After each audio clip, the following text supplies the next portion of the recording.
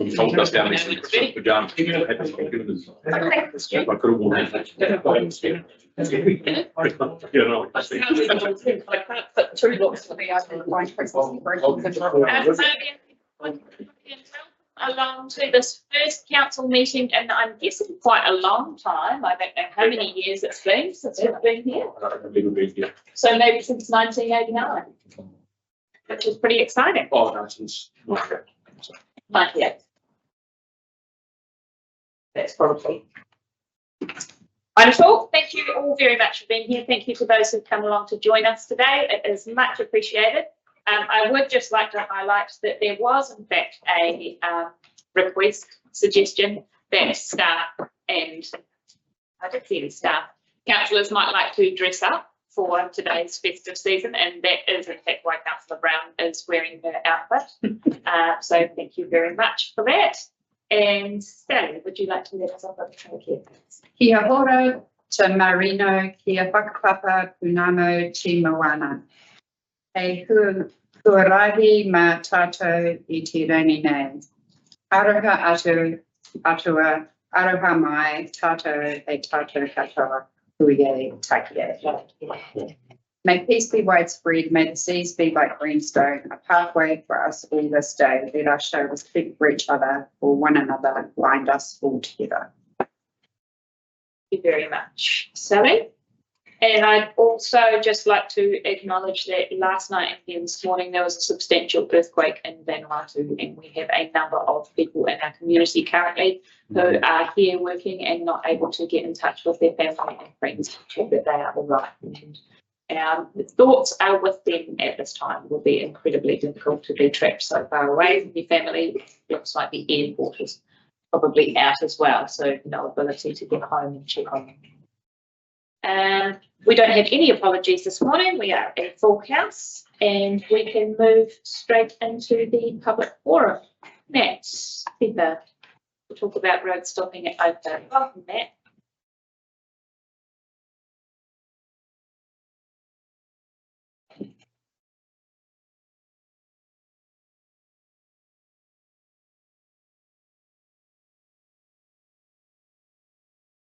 Kia ora, tēnā koutou katoa. My name is Matt Tipper, and I'm here with my wife, Rin, and we have apologies from our co-applicants, Sean Porter and Naomi. So we are property owners of 52 and 54 Swindon Street, Beaufort, and we last addressed you all on the 25th of September council meeting. And the outcome of that meeting was that there wasn't enough information, and a valuation was requested, and that was completed by APL Properties, and that was accounted on 6th November. Following the valuation, we, as the applicant, submitted our response through our agent, Peter Dinn of Patterson's, on the 14th of November. Just like to summarise what our proposal was. We accept the valuation report as it is a requirement under the Public Works Act 1891, 1981, the wrong century.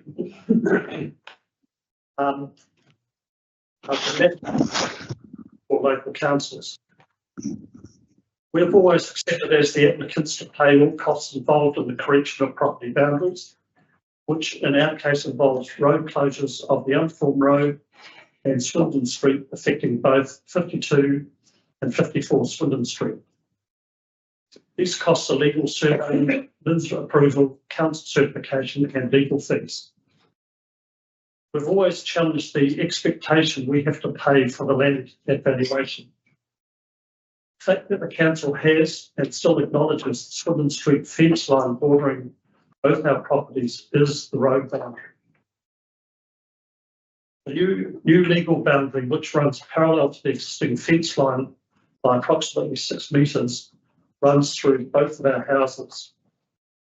We've never been made aware of this fact, even when we received a building permit in 1989. Our proposal is a compromise based on our desire to resolve the situation in a positive and amicable fashion.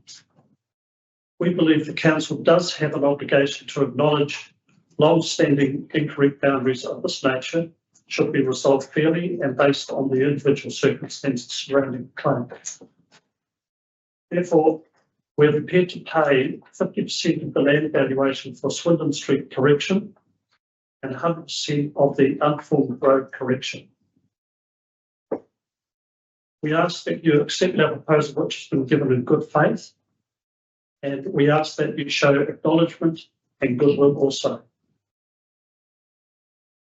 As I mentioned earlier, our report was lodged with the council on the 14th November, and I hope that you have had a read of that.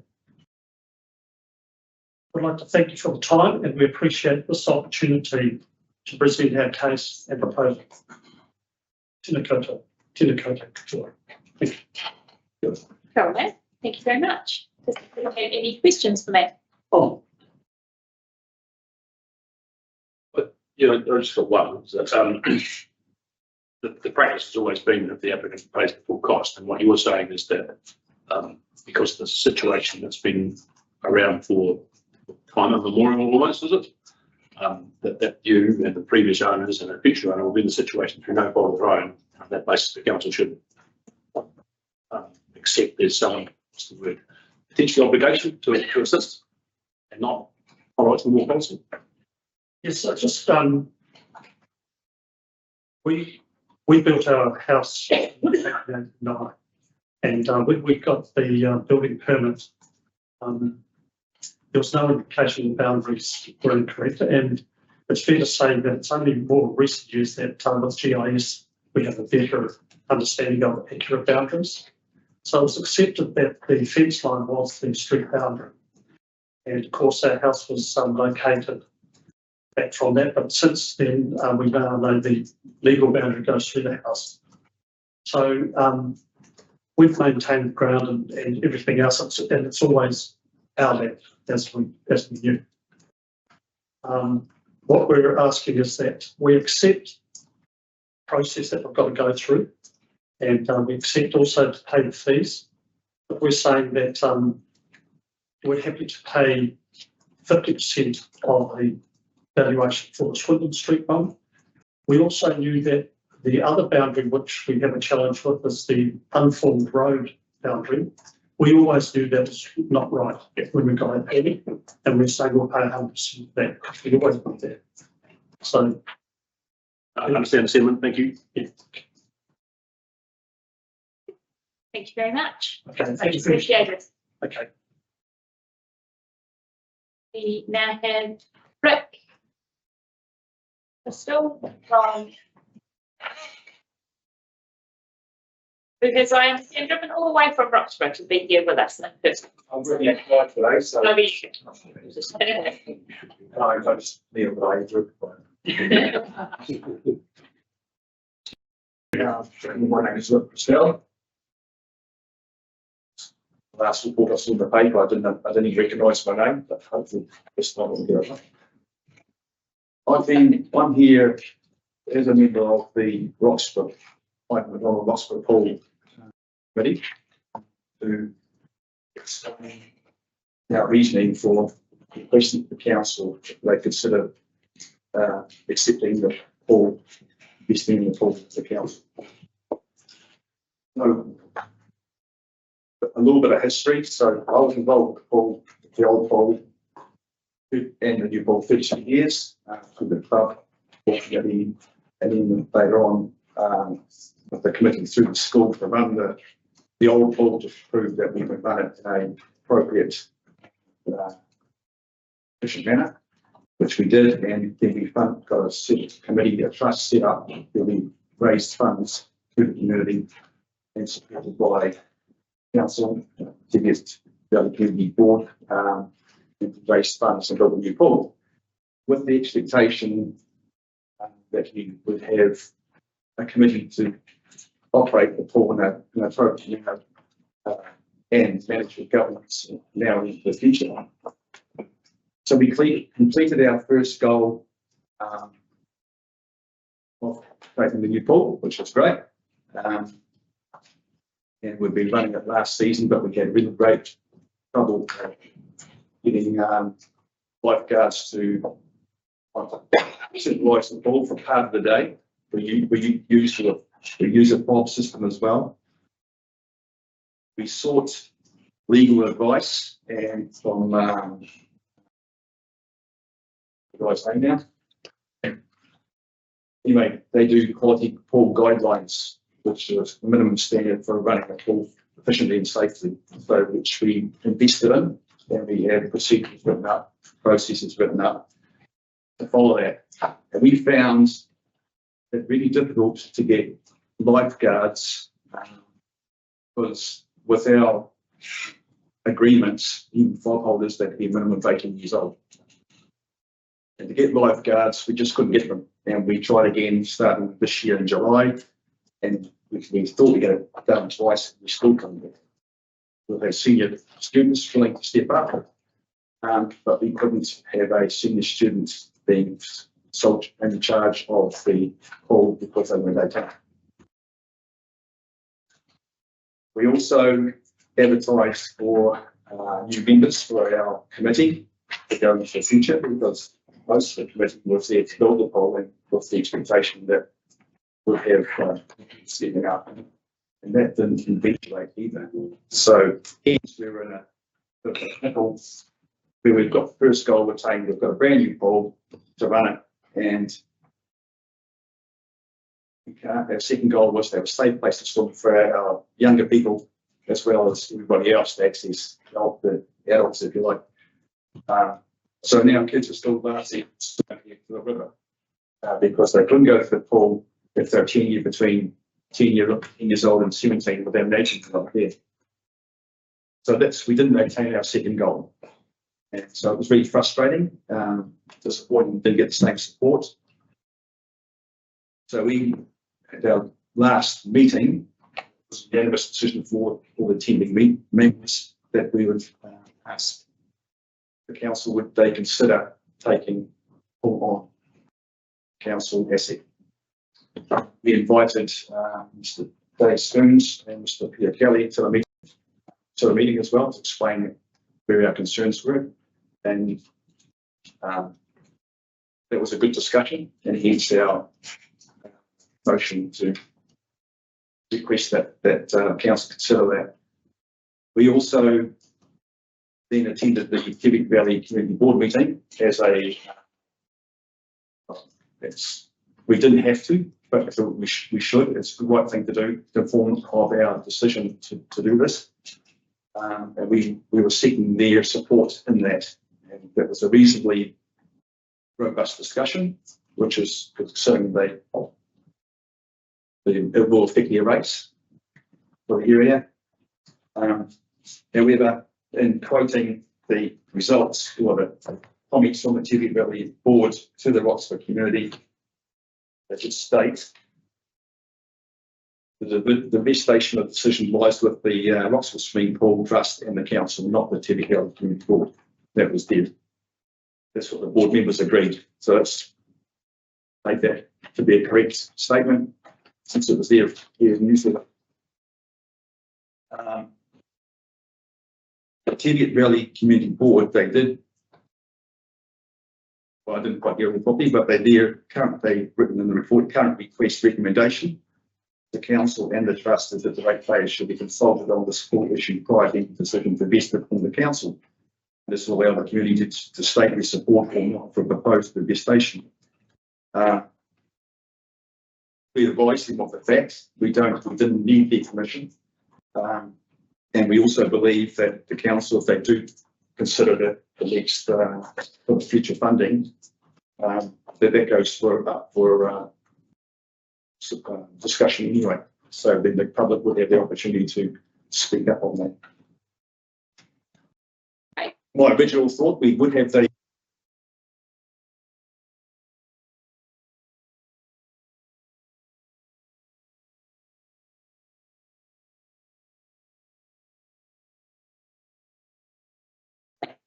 It's a great call. Yeah. Anybody got any questions for it? Wonderful. Thank you very much. Thank you very much for your time. Free to leave. Excellent. Yeah. No, thank you. We now move to page 7 of our agenda, where you'll find the minutes from our previous meeting on the 27th of November. Somebody is happy to move that those be received. Yeah. Thanks, Sarah. Thank you, Neil. All those in favour? Aye. Yes. Carries. Call me many thanks today, Neil, and that's all. Declarations of interest on page 19. Just a reminder to keep an eye on that, especially as things may change over the holiday season as you pick up products and divest others potentially. So please let Wayne know if there are any amendments that need to be made. Thank you. Now, page 33 is where we're getting our community board chair update, and it is a hot place to be this week, but one of our members does need to get back to look after final day school. So Anna, chair of the Cromwell Community Board, welcome to your hometown. It's strange, the wrong end of the table today. Hi, kia ora koutou. It's lovely to have you all into Wairere Cromwell today. It's great to see the council on tour, breaking down that community perception that the CODC is Alexander-centric, and we really appreciate that. You know, that the space is not ideal, as the organisation has outgrown this building, so that this is not only our meeting chambers, but as you can see, it is a storage space as well. And we know that the funds put aside in the LGP for planning for our town centre might include some thinking about how we ensure that the council buildings and facilities in the town centre are going to match what the future needs of Cromwell will be. So the reason for me popping in here today, and it is the last day of school, and yes, my year sixes have gone a little bit rogue, so as you would anticipate, but I think everything's quite calm now for a moment or three, is really to speak to the updated delegations for community boards. I'd like to thank council staff and our councillors for moving this conversation from what felt like a very rushed process earlier on in the year. I think that the conversation around moving to a district funding model and that ultimate change, along with the changes that we know are going to come up with what happened in the representation review at the next election, have helped us to really understand what needs to be in the delegations and how local representation will look for community boards moving forward. So we thank you for shifting things around so that we were better able to have understanding and community conversation around what that's going to look like moving forward. So we do feel like our voice has been heard in the development of the updated delegations. There's been more than one conversation that's come to our meetings for us to look at, for the document to be discussed around our table, which we appreciate. And the view of our board is that the balance is about right, and that the inclusion of community boards and decision making will be protected through the way that the delegations have been written. There's been some restoration of trust through the process that's been undertaken. I'm sure that we all feel that that's where we're at with our community boards across the district. We will, however, still be vigilant in our insistence that papers must come to the board for the board's consideration with recommendations to council, so that our local voice is included, so that we're getting to see what's being decided for Cromwell by CODC before it goes to council. That the board must be at the forefront of the planning for the use of proceeds of endowment land in Cromwell, and we've already started that process, and an investment strategy is being developed with a great deal of board input, and we really appreciate that opportunity to start putting that document together, to really think about how,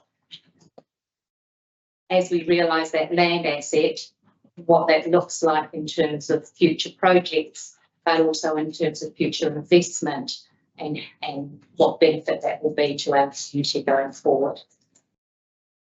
One of the other things that we really want to be vigilant on is that we really want our updates included in our formal meetings. So even if they're by way of workshop, that it's included so that it's recorded in minutes, our community can see that we are having those conversations in our meetings, even if there's no decision being made, even if it's just an update that we're being given, that it's noted in the governance reports that the board has been given updates on these, on the items that are big tickets for Cromwell that may be being managed by CODC, by elected members and staff, that we're getting those regular updates in our community. You can see that through our minutes of our meetings. We believe our community deserves that transparency and for their voice to be recorded. So that those are sort of our key. This is where we want to make sure that with changing delegations, the change to a district funded model, the changes to the representation that will be around the community board table at the next election. And of course, some people may still be there and none of us may be there. We don't know that, do we, until we go through that process. But those are the things that our current board considers important to be noted as for moving forward into the future and as things change for us. It's been a really interesting and probably a challenging year from a community board perspective, because there has been a lot of change in the offing, and making sure that we really understand what that change looks like and how it's going to affect us in our community has been something that has, when we only meet in a 6-week cycle, has sometimes been hard for us to sort of keep up with what's going on and how that's happening. And I feel like we've got to the end of a tumultuous year where we've actually at a point where we can say, actually, we're quite happy with where we've got to with that. We can see where things are going. I know all of you who've driven up from Alex today will have marvelled at the splendour of the building across the highway sitting down in Old Cromwell, and how amazing the progress is so far and how fabulous that project is going to be for our whole community.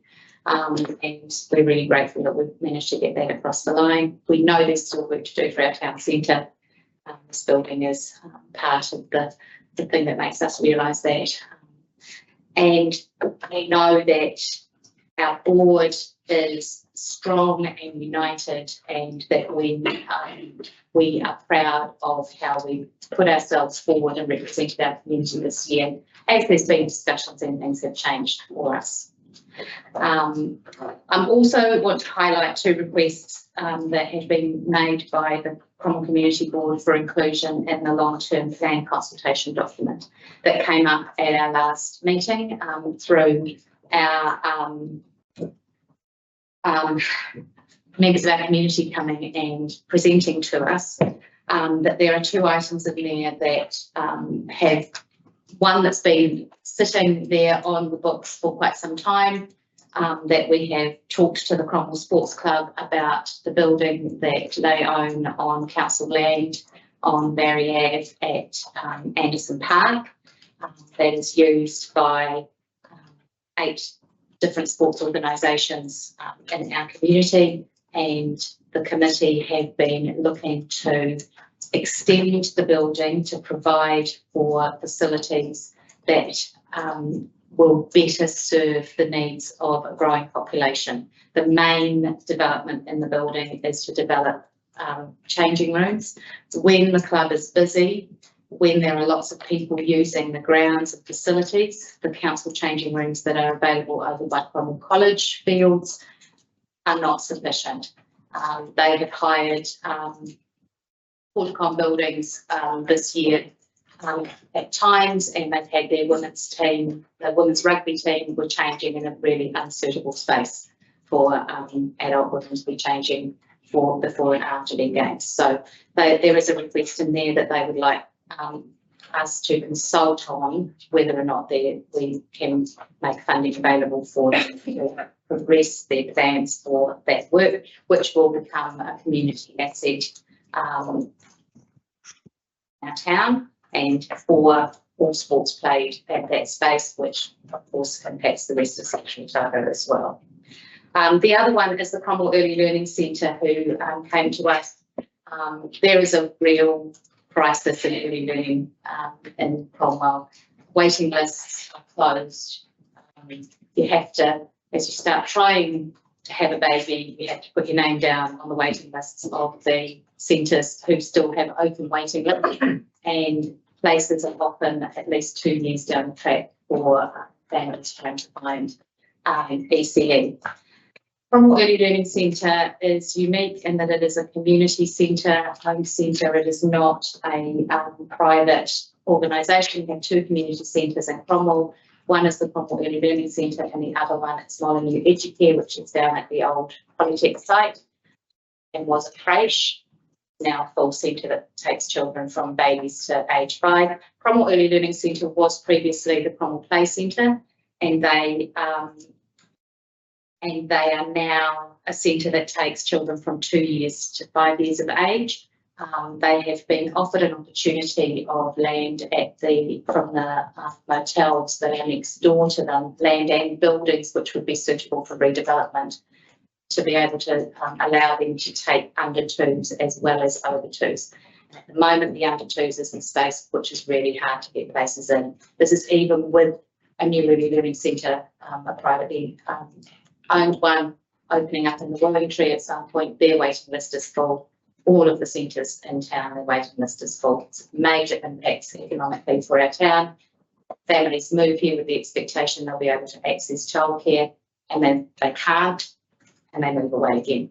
So it makes that whole conversation about keeping our workforce, finding people who can live sustainably here. Early learning centres are a huge part of that. So that's my little plea for you to take those two considerations really seriously when you get to that conversation in your meeting today.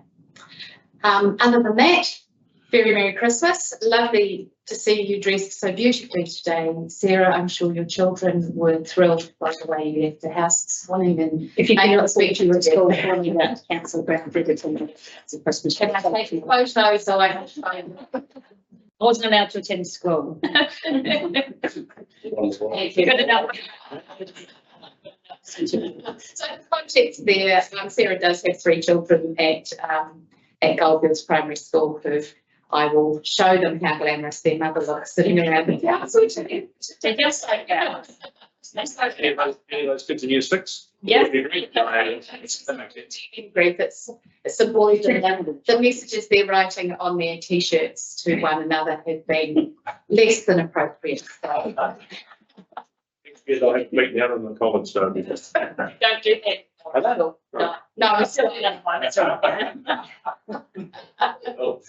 just a little bit worried about some of them going home with some things that are written on their shirts. So we've done a little bit of patching up. That's the joys of 11-year-old boys, eh? Thank you so much for your time, Anna. No problem. Very Merry Christmas with your family. And yes, I'm sure you're counting on till 5 o'clock when all the children leave for a break. Teachers need a well-deserved break. Absolutely, and we will be enjoying a quiet afternoon in the sun. Making sure that we are supporting a local business. I'm not going to disclose the location. Thank you so much for your time. Merry Christmas, everyone. Merry Christmas. Welcome, Jaden Plum. It's a community board. Thank you for reading the provide, Jaden, and turning up appropriately at time. Thank you. Was it's really good ability. We're going to represent the years part of the process, right? That's next. Yeah. I'm not clarity. Those guys. Who is your? It's your brigade. Someone just enjoy running. That's Edna. Right. So it's been a busy time for the Vincent Community Board recently, with changes as we say goodbye to Tamer and hello to Linley. As part of our plan to bring the VCB to the community, we held our last meeting of the year in Wilmco, and we had a really good turnout for the public forum to speak in support of the community hub. While local government is being told to do the basics well, we believe that even without the full wellbeings in the Local Government Act, this project is the core business of council and is essential to meet the needs of our rural communities. It's not just a building, it's an asset to the communities, organisations and services that make Money Care Valley great.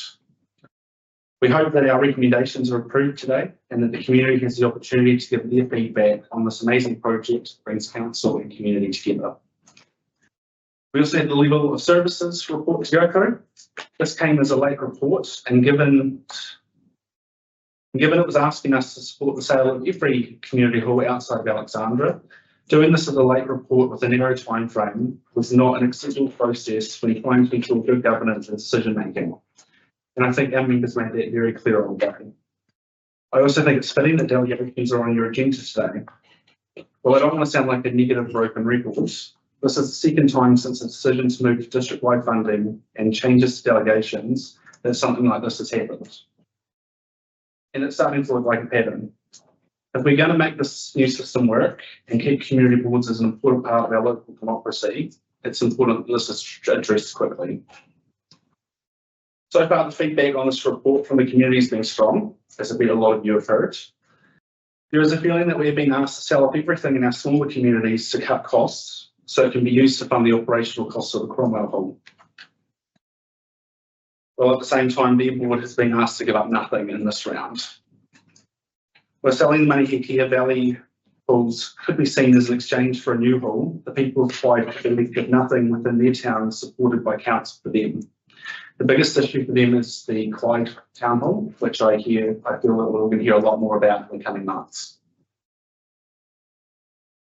The key point, another key point, is that the savings are going to be minimal given the overall council budget, and the asset sales are a short-term solution to a long-term problem. I hope that the people who have taken the time to speak to us also take the time to speak to the review and consult on the long-term plan. As you'll see in our report, the BCB has taken a practical approach to the community halls and buildings, balancing the cost with the needs of our communities.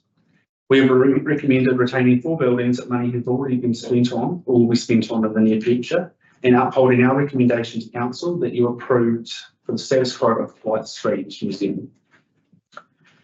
We agreed somewhat reluctantly to consult with the community on 7 buildings and recommended the sale of 2 properties that are no longer fit for purpose, including the Briarherb buildings, which our recommendation has already helped council to save around 4.5 million in this LTV. While we understand why staff have made their recommendations based on costs, we ask that you support our recommendation based on cost and the benefit to the community. Finally, I'll finish up with some of the positives that are happening in Vincent Ward. The Riverside Park project continues to move forward, and we are excited for its opening early next year. This has been a great project to be involved in and shows what can be done when iwi, council and the community come together. The new library is looking amazing and the comments have been really positive, especially about the toilets. We're going on. Anything else? I think it's also good that we've seen the work in Dunstan Park and the new subdivision and around Monu Estate seems to be going quite well. And if you haven't already had the chance, jump in the car with the kids and check out the incredible Christmas light displays in Alex and Clyde. It was great to get out into the Omicau community recently, and the BCB is looking forward to doing the same in Clyde on the 4th of February at the old Vincent County Council chambers. So on behalf of the Vincent Community Board, Merry Christmas, and we look forward to continuing to work productively with you all in the new year. Thank you so much, Jen. Merry Christmas to you too. Brilliant. Norm. Cheviot Valley Community Board Chair has driven another person all the way from Roxburgh. Yes.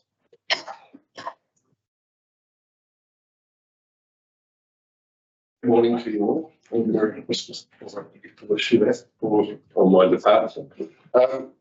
So our last meeting on the December the 5th will be the busiest agenda we've had in this triennium. And out of that agenda, there's 3 items of real interest in the for the community, and one is, of course, is the bird mowing, which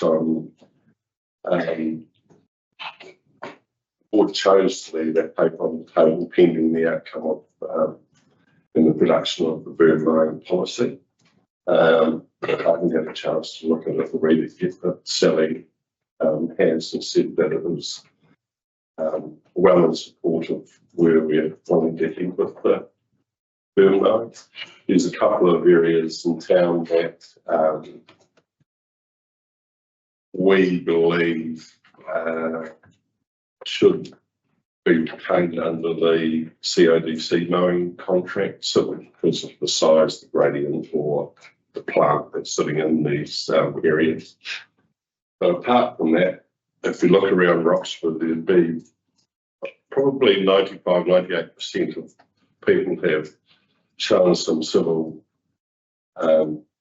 pride in mowing their burns without complaining, and helping neighbours out and all that sort of thing. So it's been a real sort of good, I guess, demonstration of just how much support there is for policies and changes that come out of our board. I wouldn't say everyone's 100% with it, but they do it, which is good.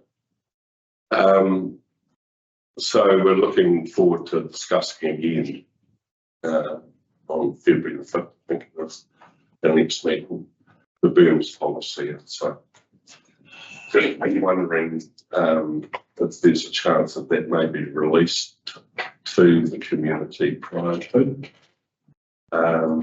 whether we do that or staff do that.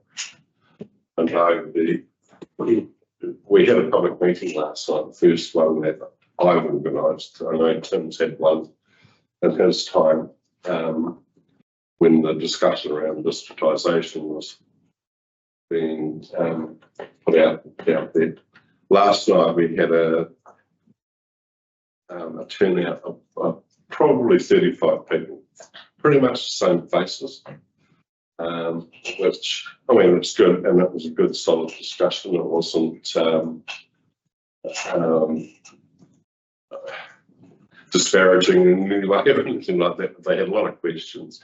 The two topics that I put on the agenda was one, the report, and the other being the community hall and the divestment and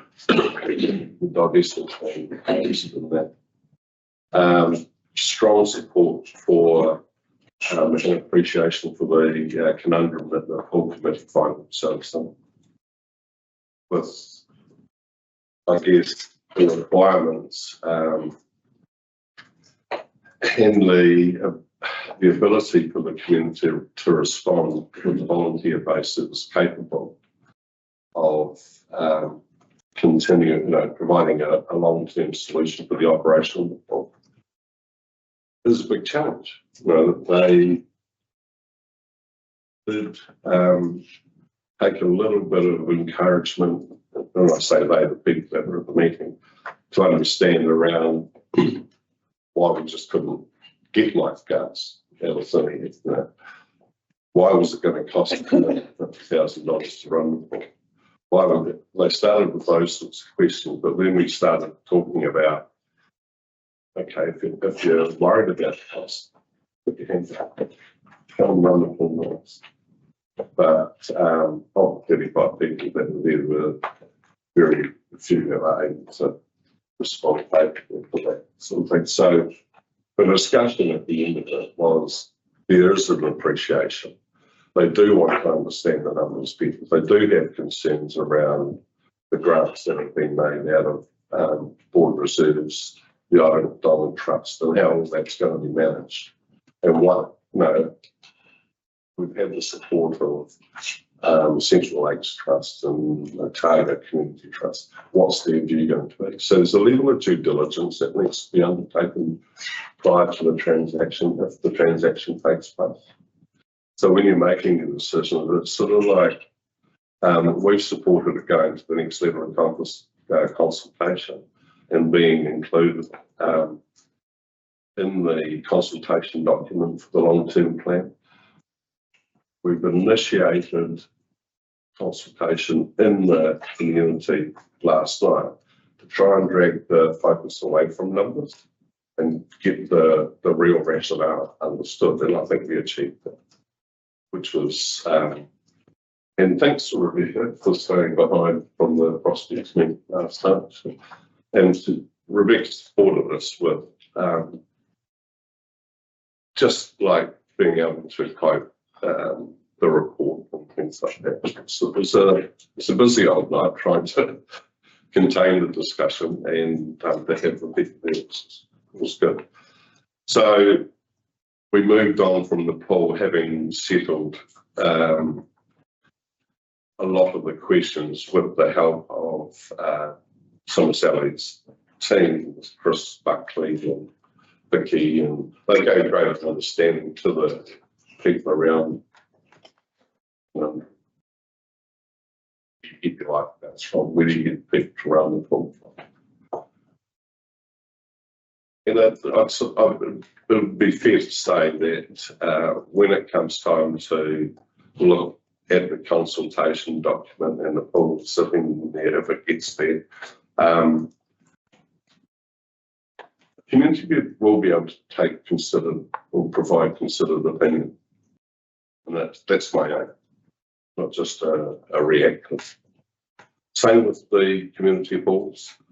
As you would expect, the Millers Flat community were strongly in support of retaining the hall, which is what we've recommended. And of course, they had their own project developing around the bowling club precinct. They want to develop a sports hub. And so it would be fair to say that they would support retention of that in some way, shape or form, rather than the property being sold off. Totally divest from council. All in all, it was a really, really good outcome in terms of community engagement and on those particular topics, which are pretty key to us. So we're looking forward to seeing how your discussions go today and the outcomes of it. Apart from that, I mean, we've all got our views on delegations and so forth, and districtisation, and trying to explain the word districtisation and stop doing it. District funding and rates. Exactly. And it's, but again, sort of what does that mean? So they're all looking at the bottom line, the dollar value of the rate, the cost. So we've got our challenges coming forward. We're going to run more of these workshops where they can ask any questions they like. I guess being challenged or taking away the challenge of understanding from this is what we want to achieve out of the workshop. So over the remaining triennium, we're going to be doing that on a regular basis for matters beyond the office. So that's where we're at. And we, of course, we get our new member at our first meeting, at his first meeting, and he is gold, absolute gold. He is so good, young, vibrant, yeah. So I wish you a Merry Christmas and thank you for your time. Wonderful. Thank you so much, Norman. It was a delight to have Curtis sworn in at that December meeting, and I'm pleased that you, and I'll quote you in it, that you dragged the focus away from the numbers to understand the rationale. Yeah. There's going to be a lot of those discussions today around, today is a snapshot in time when it comes to the cost, and some of these decisions that we make about facilities or opportunities that we say no to, they won't be gone forever, and that needs to be weighed up against with today's ability to pay. But one of the things that I tried to emphasise last night is these decisions are intergenerational. They've been made by, we've inherited a legacy of prior boards, and in those prior boards there have been generations of families, and the Jeffreys family and the Gunn family, and in the last election we lost all that. Our boards had to start again. Sally and I, so Sally had 2 terms behind her, I had 1. The others were all newbies. So we've had to rebuild, and so putting that across to the community, and some of these people are sitting in the forum. they understood just what it takes. And the support that the board's got from the community now is growing. And, you know, if we get some good outcomes, it's going to get better. If we get it wrong, we might have a whole new board here too. But we don't want to get it wrong, Stu, do we? You don't need to get it wrong, but it can happen. No. No, it's a big ask. Yeah. All right, thank you. Wonderful, thank you very much. That's good. Merry Christmas to you as well. Safe travels back down. We've got an entry pass. We've got a pass. Yeah. Just leave it down. I'm going to another space and we'll stop on the way. Okay. Right, page 24, update to the register of delegation for community boards. And I think that was very valuable feedback from Anna Harrison in relation to this, and then noted too by Rhonda and Jaden and their speeches, talks. Sure. Is this yours, Wayne? Would you like to make a comment on that? I think we've been out with pretty good. Anyway, good morning everyone. So since the registered delegation paper, I take the paper read. So yeah, I think we've arrived in a pretty good place. I mean, a couple of things. So you'll see in the attachments. Attachment 1 was where we started when we were talking to community boards, and then Appendix 2 is where we ended. So you'll be able to see the progression to where we started and where we ended. And I think we ended in a good place. Hopefully, Neil, the numbering is correct. Good for.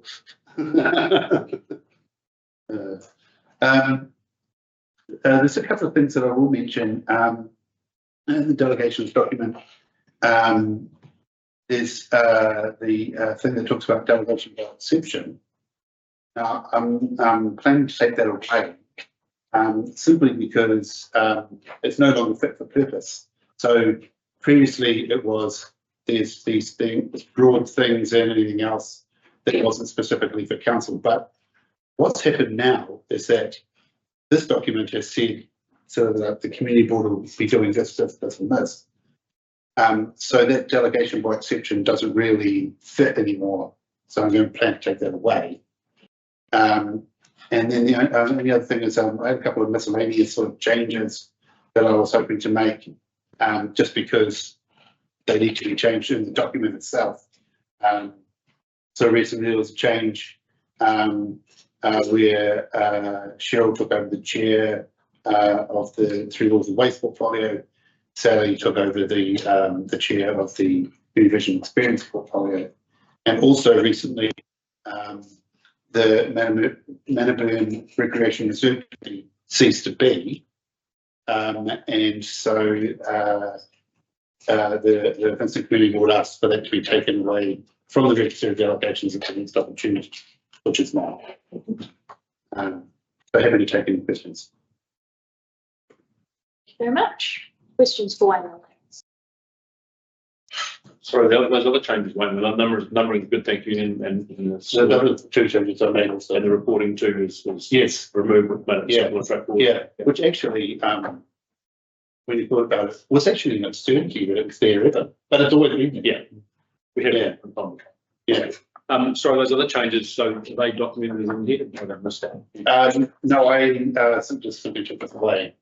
Oh, we done, okay. Oh, yeah, you mean like the ones for, Yeah, There. no, I haven't noted them in the no, it's good. thing. Just that I'm going to change them, Oh, okay. because it's just a case of take one name, well, it just transpose the names actually. On the document. Not changing delegation, so yeah. No, just the names, because they're physical names in the document. Yeah. Perfect. Right. No other questions?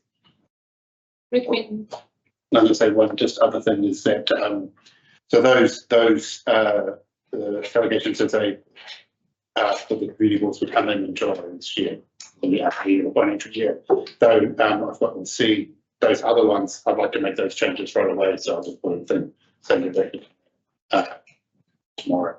I just wonder then if that's the case, that those identified changes should be actually included in the resolution, so it's quite clear. Because otherwise, someone will pick it up and not know what they were. Yep. I'm not worried about doing And it. if you just do adopt the below identified changes and then just Yeah, copy and paste some it, changes. those 3 bullet Yeah, yeah. points. All I'll do is just put in what I put here. Yeah. Yeah. Okay, recommendation, so. The key thing about this to me is that this has been a long journey that had a couple of hiccups and a couple of roadblocks coming along the way, and I was part of the board that was pretty adamant about where we should and shouldn't go. I think what I've heard today is that we've landed in the right place and a better place as a result. And I think that the assurances that are given and the reality of what's in the delegations will be the boards are going to be, dare I say, more connected and involved than they ever have been. And that's a reflection of, I think, a couple of things. One is that there's only one council now on those boards, which we went before we had actually 3. And that was helpful, but sometimes probably unhelpful. Just probably we all thought each other was doing something that maybe we weren't doing. So now it's going to have to happen, but it's going to also mean that connection is going to be greater. So, while at the start I might have been a voice saying, not this is the right thing to do, I think the process we followed in the end and where we got to is the right thing for this council going forward. And for those that are, feel threatened by what it's going to mean, is that I think they'll be proven to be totally unfounded as we work this through, because that's our role here as councillors. And I think we'll get there. And if we don't, then I'll be the first person to stand up and make a noise and say that it needs to be fixed. And when I ain't here, I'll be near some other councillor and saying that we need to fix this. And it was good to hear Anna say there's been a rebuilding of trust during the process. It's gone a long way to that restoration, which is great to hear. So, recommendations: ABC receives the report, adopts the changes to the register of delegations as they apply to community boards, presented in Appendix 2, noting that those come into effect on the 1st of July, and from tomorrow will be those changes that are bullet pointed on page 25, which is the change of the names and the deletion of the Mannaburn Recreation Reserve Committee. So I can move those, please. Thank you, Neil, and second to thank you, Nigel. All those in favour? Against? Carries. Thank you for your work on that one. We now move to page 33, road stopping in Swindon Street, Coco.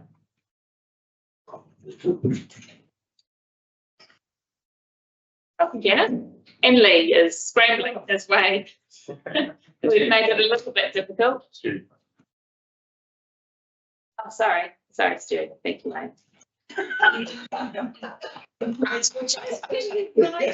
bit more obvious. I know it says roading and it's in bold, but It's okay. It's okay. it's not you. Sorry, Tom. I didn't want you to stop. Yeah, no, you're going really well. I'm looking for me. Oh, you're Stuart. Thank you, David. 14.4 road soccer open. Yes, Lee. Welcome. Thank you. I'll kick off and then I'll get Jason to speak to the board to report and just like the back. This report was session against the community board back in September, and with the recommendation from staff at the time by the community board and the council back on the 24th of September. With the applicant and with their representative, there was conversation with regards to the cost and evaluation of the land for that, and so we've gone away and a valuation has been provided, which is part of that report basically. Our recommendations of staff haven't changed for what that recommendation was at the time. I guess the point that I would stress is that we have our voting policy. If you were to, I guess, go against what staff recommendations are in this case, that would be precedent setting and, against our policy.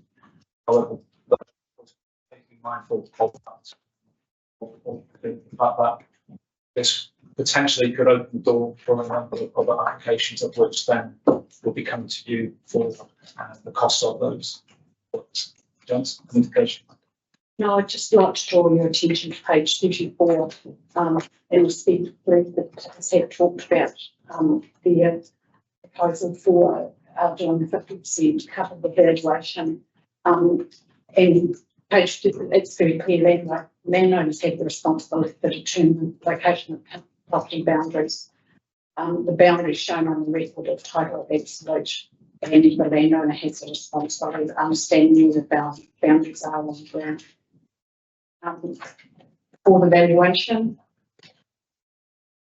page 38 shows the parcel boundaries, and then the table underneath shows the valuations for each of those parcel boundaries.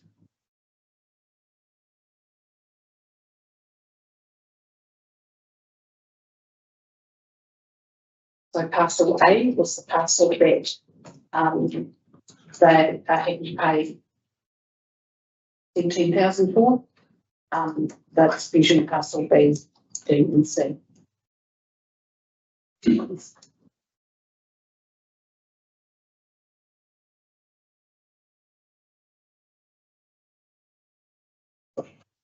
you. Any questions?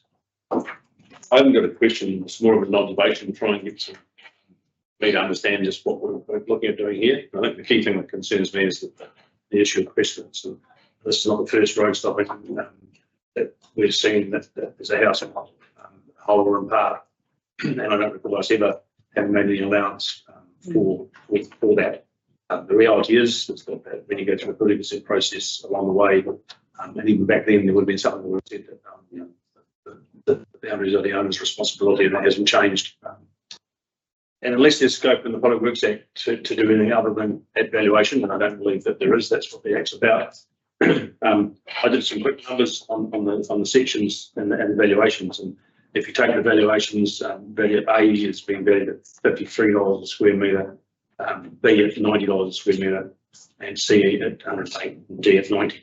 You go and compare that to the current valuations of the property, and looking at the valuer's report, and private properties 1,485 square metres at $250,000, so that gives it an average per square metre price of 168.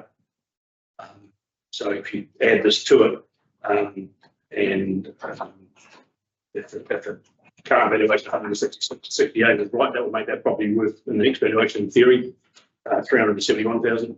Or if you use the $90 average, which is for the residential type lots, it would make it 198. So somewhere in between.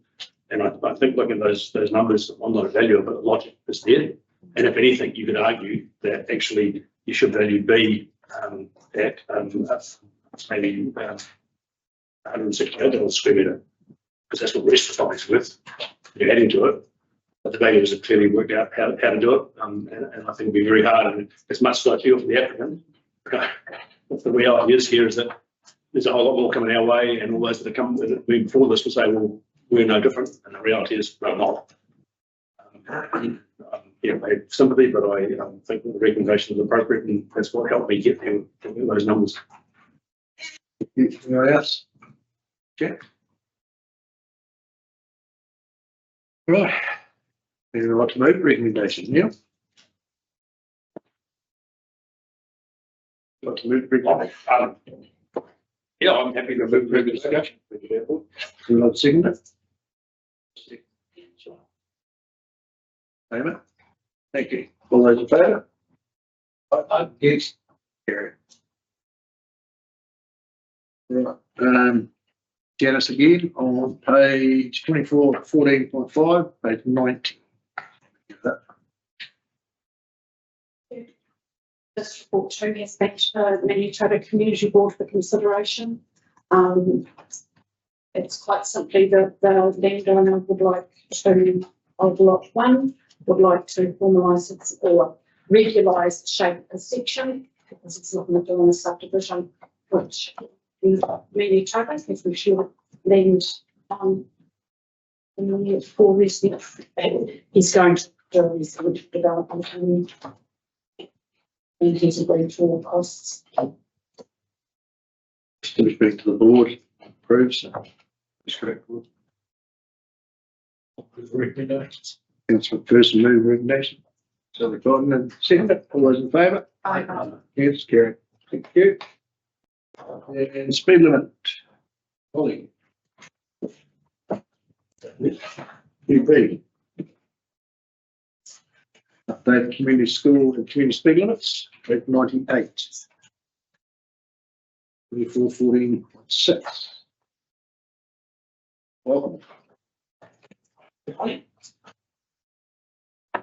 So you're just looking about the community speed limits today. I've taken them as read, but just giving you a bit of an overview of things. So in late 2023, early 24, we consulted with the community on draft speed management plan, which had some strong community support. So we finalised the SMP and it was later approved by the NZTA.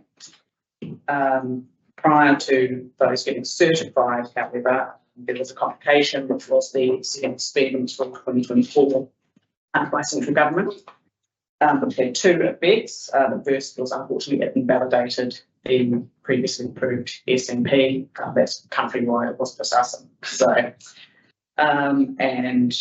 so what that means is that we will need to reconsult on the speeds that we had asked for, with some different guidelines that we can consult in future. It's a bit more stringent now. We also had to change certain speed limits. We checked that there is only the one, which is on Gilling Place, which will be changed to a variable speed limit outside the school, which is now mandated for all schools across the country. So schools, we do not need to consult on. There's now rules about how those will be managed, and the alternative method proposed that was attached to the report sort of outlined the speed limits that we're going to put in place and was sent for review. Since the writing of this report, we have received some good news, which is that that has now been approved with no changes required. So we can go ahead. It does need to go through certification through the National Speed Limit Register, which will make it legally enforceable. And with it being this time of year, not entirely sure when that will happen. However, we're hoping to still achieve our installing the signs and having them in place by the first school term in the new year. Is there anything? Yeah, look, I just think that was quite a frustrating process to get partway through, and then the draft rule still gave us some hope, but then the final will have an extra caveat in there around invalidating those speed management plans. And I just like to know that we did have really strong community support and a number of these changes for, say, the Aotearoa community, and that is still pushing for those. But we cannot go back out and reconsult until after May as per the new rule. And that's why this is for information today, and we'll bring back a report in the new year, just working in with our communications team around timing and other consultation that will be out there, not to cloud that, but we want to come back with those changes. But there is some extra requirements around a longer consultation period, and then potentially some risk around the proposed changes, because death and serious injury comes into it in terms of if there's accidents evident on those sections of road and different things. There needs to be a cost benefit analysis which includes that, and if there's no data, it may be harder to promote a change that's approved by NZTA. So we're working through that at the moment, but we'll bring that back to council in the new year once we can go back out. Questions? No. In relation to Alexandra Primary and St Gerard's, which both had gates down on State Highway, I can understand what needs, but they've also, two most used entrants are on Dunwoody Street and Station Street. What can speed limit restrictions be placed on those two streets in relation to those two schools? Potentially, there's one also in school in Ranfurly that is similar. I can't remember what that was called. Because the main entrance points for St Gerard's is Station Street, and yes, they do have a gate going on the State Highway, but they've missed out on this completely. I think you need to go back and have a look at those, because they're the ones which parents are using. Yeah, it does get slightly complicated with. We are trying to work with NZTA around their timing just to try and do it all in one piece. Obviously, if you come around at the end, and or trying to get signage up for a short section can be challenging around minimum lengths and different things like that. So the one at Renfrew, we have worked to enable that one without state highway implications, but we will go back and look at those. School doesn't, the school speed changes don't require consultation. It would just be done in collaboration with the school and NZTA. So if that's, can go back. Thank you. Yeah, just this whole process seems incredibly confusing, not only for you guys sitting around at the operational side, but especially for the community. So, yeah, I take your point, but from that confusion side, is there anything else that you wanted to add or? I would say we Frustrating, perhaps? Yeah, we boxed on with our process. We did have a draft rule that didn't create and cancel all speed management plans. All of our proposed changes were compliant with the new rule. However, there was one line in the final rule that did X those, so to speak, and that was frustrating because whilst they all complied, and they will still hopefully comply, subject to the new consultation cost benefit analysis. So yeah, that was frustrating to have boxed on, knowing that they were sensible changes to then have that change made. The rule was a little bit challenging to interpret as well through that, and we did a number of professional consultants and different things in the speech space, did some webinars and everything like that, and even then took a couple of iterations and frequently asked questions, and everything for us to truly understand the direction and impact on us. So it was, a confusing process at times. Thank you for that. Sure, I was just going to, I attended the St. Vincent's community meeting on Monday evening. Very recently. And they were, I had the benefit of being a draft of Polly's report and having her explain it to me around this and that I could relate to that committee. They are very disappointed, they're frustrated. They understand that it's not a council thing that's happened, that it is a directive from government. They may or may not write to the minister to express their frustration at the lengthy process it's taken to be able to fix a safety concern in the community. I tell you how we met whilst we were still just coming to terms with what it meant, but they were equally frustrated that they weren't able to have those, finally got through the process, they feel, and then it's back to sort of square one for them. So both are feeling frustration. True. So does that mean that the page really going in the report talks about the speed limit since 1 January 2020? So that means the ones, is that like the fly 30k and the free road, not sorry, the road 50k and that's one, they're all okay? They're all okay. So there was certain criteria and rules that the new rule spouts out where they had to be reversed. Yeah. And the only one that met that threshold was and the other, and that was because it was done for the benefit of the school, and schools need to switch for to that either static variable or electronic variable signage. All other thresholds were an arterial road. It's a much significant loading than it's, for example, barrier carrying that number of if there have been changes on those types of roads. So I guess what it means is that frustrating going government, thanks very much, there's a certain amount of irony in us trying to save money as they throw more cost on us, but we spend a few quid. We're going to spend a few more now. The positive might be for some parts of the community, they get a second crack at not getting what they wanted, didn't get. Yeah. It may or may not meet the rules, and I'm thinking particularly Sandblow Road. Those ones that could, sorry, Sandblow Road, it's not Sandblow Road, it's Bannigan Road. So there is an irony in that. The only thing I think is that Tracy touched on it, the community need to somehow we need to tell them the story, what's happened here, in some way without big public notice type thing, but something that's engaging and say, hey, this has happened, we're gutted, but actually, take this positive spin and say for some of those things that we could actually pick up more as well as a result. So there is a positive side, but it's extremely frustrating. Yeah, and I'll just note that the consultation was potentially because of the unknown around the rule, it may have impacted some of the consultation feedback and the yes, no.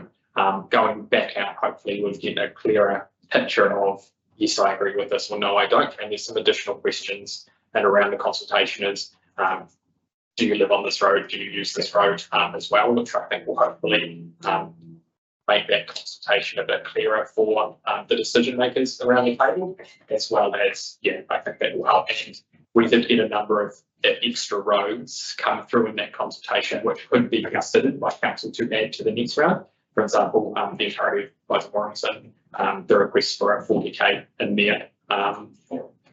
We need to obviously do some work around considering that from a how the roads operate from a traffic safety point of view and from corporate things, but that could be considered to come back into that consultation piece. I know one reason we can't wait for the chance.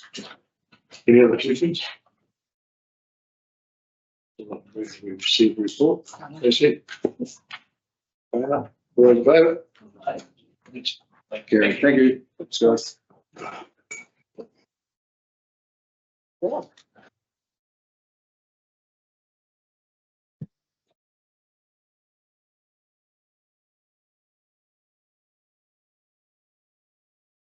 Straight to you, so thank you. I didn't want it to jump out, I just, guys, I was hoping to do it just the better. Okay, we've got item number 24.14.7, and it's the Cromwell Aerodrome Medical Helipad with and Lee. Hi, Helen from the Property Team based here in Cromwell. I've been with many of you before. So a brief paper up for information in regards to the Cromwell Lions Club will approach council to establish a medical helipad here at Cromwell Aerodrome. This comes at no cost to council. So we want to hear about. It's basically at the moment the helicopter lands on the Recording roadside of the aerodrome, and then we've got the refueling station Old Road. The plan would be to create an actual concrete helipad on the Old Road side. It's near to the refueling station as well, and it also means that they can land, refuel while they're waiting for the patient to come along, and it's a much smoother transition on the gurney from the ambulance and the helicopter. We have spoken with the users, the hangar owners of the aerodrome. We've also spoken to the refueling providers. It is a permitted activity under the district plan. We haven't gone out to the neighbours because it is permitted, but we have the Lions Club have acknowledged that they can speak to the neighbours for things and do it permits required. Any questions? Any questions, councillor? Information is that helicopters stored in a land elsewhere than there in certain times. They won't. The ambulance got to get the person in the first place, but I know London recently did something like this, and the services down there certainly it's the right thing to do. I do wonder whether we should be too concerned about another helicopter landing and refuel. It's not going to be that busy, I don't think. So I would hate to think we make it, they can't, because logic says if it's not being used, they should. And if they have to shift, guess what? It's not shipped. Yeah, absolutely. That's about a point in relation to the helicopter's going to land, but the helicopter needs to land in relation to what the emergency is. I mean, this is just trying to, I guess, rationalise and simplify that transfer of patients and their time critical engagement. Yes. So it's the fact that if you had broken ribs being wheeled across the bumpy grass is far from ideal. And a good example, we had a recent event at Touch Rugby, a chopper landed on Anderson Park. We've been landed in Leitrim Street. Didn't help the care very much, very much. That's amazing where you can position that when you need to. Okay, so I'll move that the report be received. Thank you, Stu. All those in favour? Aye. Against? Carried. The next one is item number 24.14.8, which is the draft grass bridges policy, and we've got that one. And David. Thank you,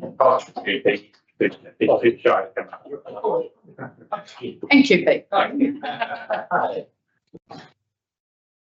Okay, thanks. So,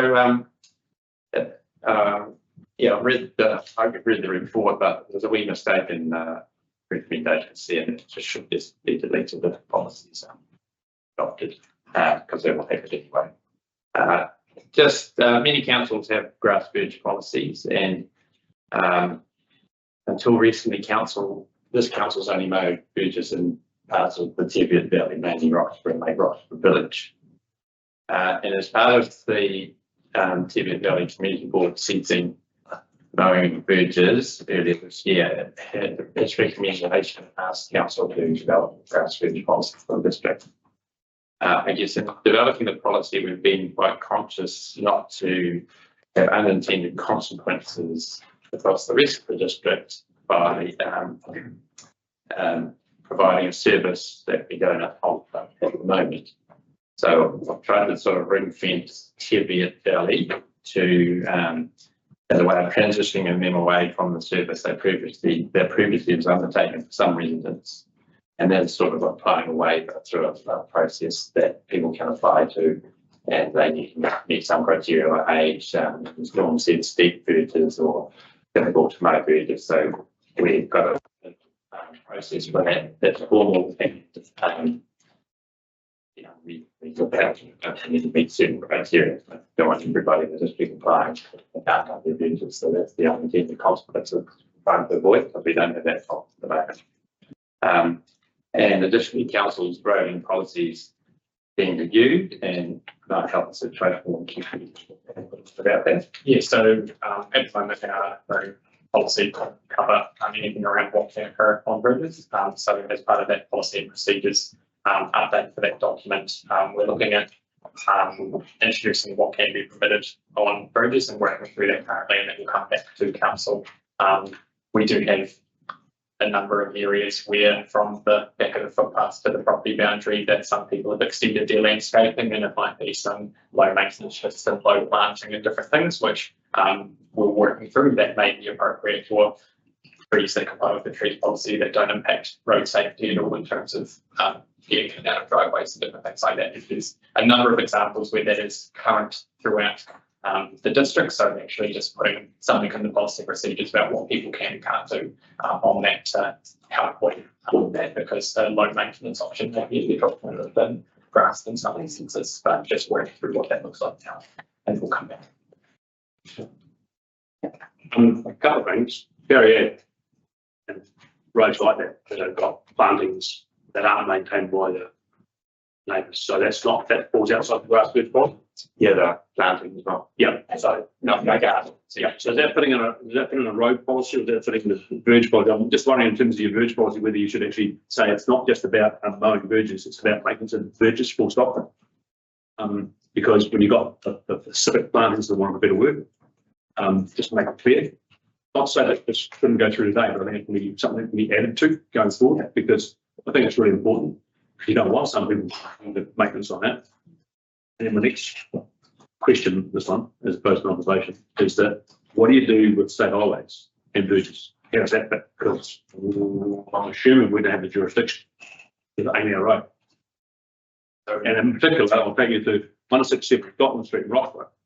As you come into town past the golf course and you do the right hander and line up Jimmy's Pie, it's the first when you see that big verge sitting there. And I'm going, that's a state highway. And that's a fair chunk of land that person's got to mow, more than the average. So how are we going to cover state highways and more than the average? Because that one's pretty big. Well, the process would be, if they're not happy, they would apply. Even though it's a state highway one? So typically state highway, that could occur if there's no curb beach. It's actually yeah. So I guess that's the one that I think that, again, the policy needs to think about that, because that is a section it's actually half as big as a section of people own. And they don't get to use it, I can assure you, there's a gate there that's on the road bridge. So maybe that's just something to think about, and maybe over time it'll come through and be picked up anyway. So on that basis, I'd be recommending the review date should be 1 July 26, not 27, so give it a year. Yeah, and that's fine. And like those people should, we'll encourage them, well, they can apply for the waiver, but those things you've outlined as part of the reasoning for that. And I think They could well be, quite helping people as well. I don't even think it's about helping. I think sometimes the sheer size is actually, I've got a lion's share here, and it's not my space, it's a community space.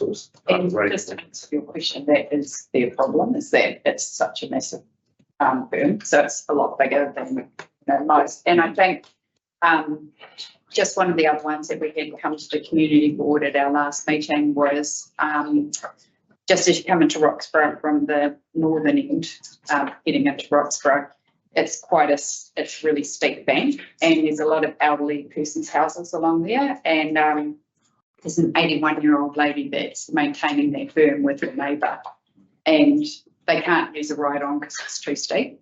So I think, you know, there's a really good, I think they've got a good argument that, you know, something needs to be done there, and also I think bringing in QP, your idea, can we potentially plant that out so that it's not, there wouldn't be any ongoing mowing for that berm, because it's quite a big area, it's quite steep, and there's a couple of properties on the opposite side of the road that just by Edinburgh Street that are really, really steep, that fall down to the road, and I think actually would be quite dangerous. They haven't mowed their berm, but I think it would actually be quite difficult for them to. That one, Sally, with the trees by the. Yes. Someone's mowed it. Yes, but that's Prue, the 81-year-old lady. But we've got 81-year-olds mowing them in Yeah. Roxburgh and Alexandra, and plenty of 80-year-olds out in Ranfurly mowing too, so. Yeah. I think this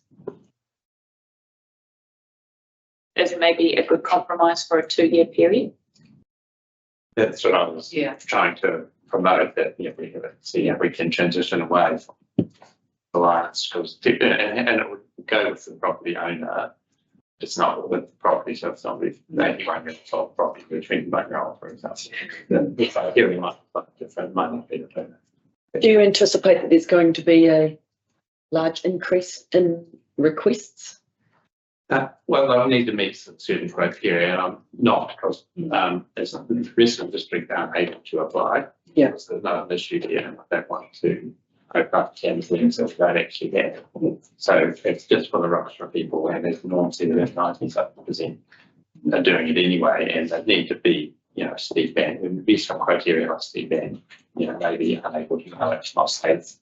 But does the policy need to refer to the criteria?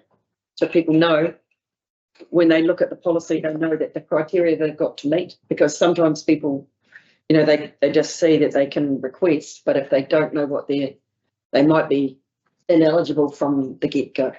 I don't know whether that's applicable or not.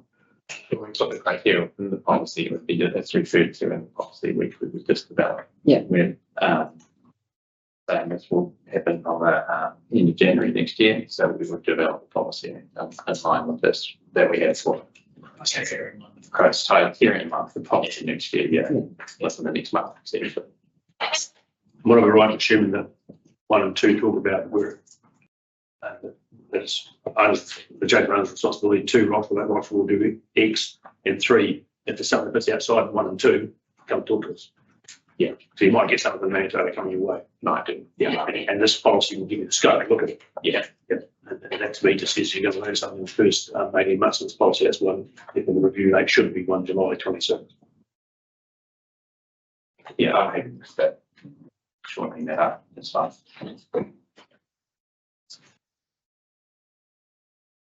And if there's some other things in the meantime, we'll come back on that. So are we adding anything into the recommendation? I think recommendation B would be adopt the Central Otago District Council grassroots policy with the first review of 1 July 2026.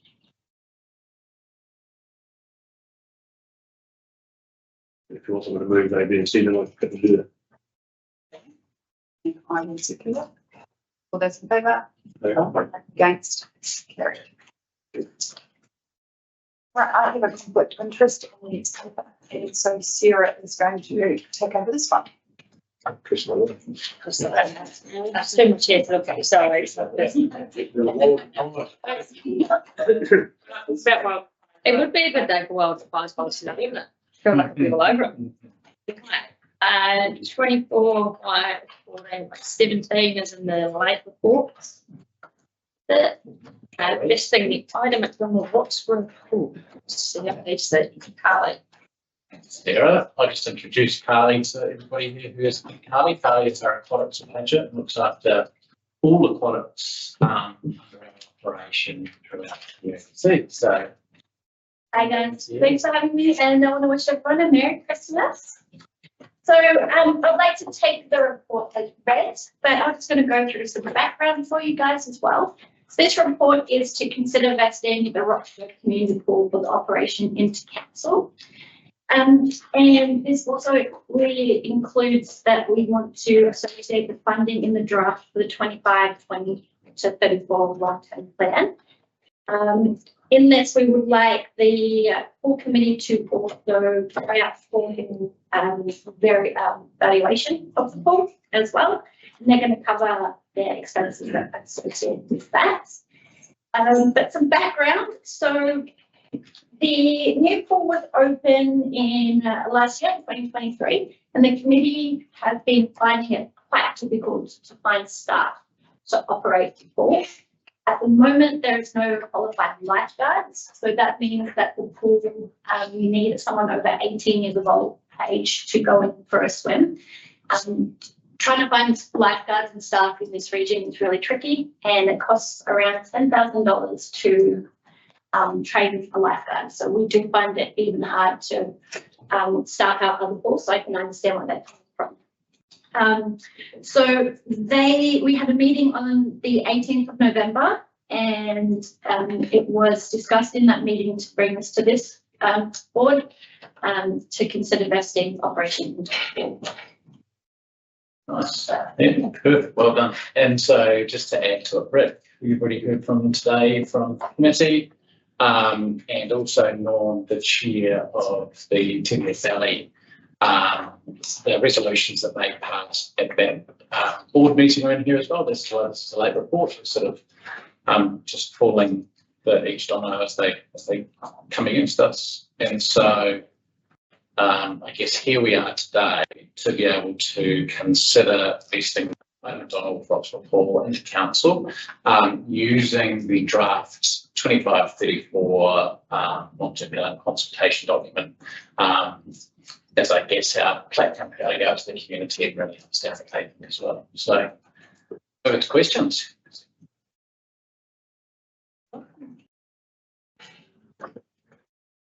There's a substantial amount of liability that that committee currently carries that is understandable why they would not want to carry that as volunteers. Yeah. The fact that we have the knowledge of gas to run it back there. Yeah, even at the moment we've had some Ramfilly's open for the season, staffing, sickness, people can't turn up to work all the time. We put people from Alex Pool over to Ramfilly to keep that pool open when our staffing over there is not, the staff can't work. So that's also amazing that we've got that resource within the pool too. Why is it really hard to be lifeguards? It seems like the game kind of. There's some requirements around it, so you have to be able to swim under 6 minutes, 200 meters, and it seems like it's easy, but it's not an easy task as well. The other training involved as well is that since we can't just pull someone off the street and be like you're a lifeguard, there's police vetting involved, which takes time, and the training itself. It can be up to a month, depending on the person, just to get them from non-lifeguard to lifeguards. There's a lot of investment that goes in on our end to train a lifeguard as well. But sometimes, yeah, the community, we really want them to step up and help, and sometimes they just don't want to do it here, which is really, really hard. Might even just add a wee shout out to Carly and her team on that as well. They've worked really hard over the last sort of probably 4 years or so. Carly's been with us.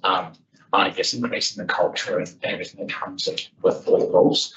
The challenges of running a poll is things do happen. So just 3 weeks ago, the AED was used here as an example. Probably 3 months ago, we had a serious medical event that required a helicopter. A week ago, probably 2 weeks ago, one of our team were the first responders to incidents in the local area. So those things are happening, I guess, with team that Carly has in the support of council. We've also, I guess, got the softer support when it comes to making sure our employees don't take that kind of stuff home with them, because it can be heavy stuff to work through. So when people are considering a lifeguard, a lifeguard role as employment, they also consider all those things as well. Yeah. Yeah, so, you know, it is, you know, 98% of the time, share ease, and sometimes even boredom, punctured by, you know, the odd severe cases. Of stress. Yeah, and the other thing to consider as well is pool maintenance. So the Rockshore pool is new and shiny, and we'll have warranties, and it's beautiful. The new filters and the systems are amazing, but they will over time need work and maintenance. For example, the liner for a pool is 10 years. After 10 years, you're looking at over 100 grand plus to replace it. And if it is the way that it is, the community will have to fund those money in the future as well. So council can put that into our plans and our budgets for the